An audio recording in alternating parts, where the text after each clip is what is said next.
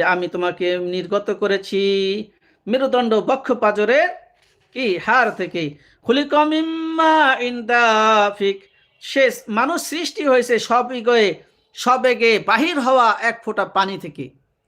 সবেগে, পুরুষের সবেগে বাহির হয় এক ফোঁটা পানি।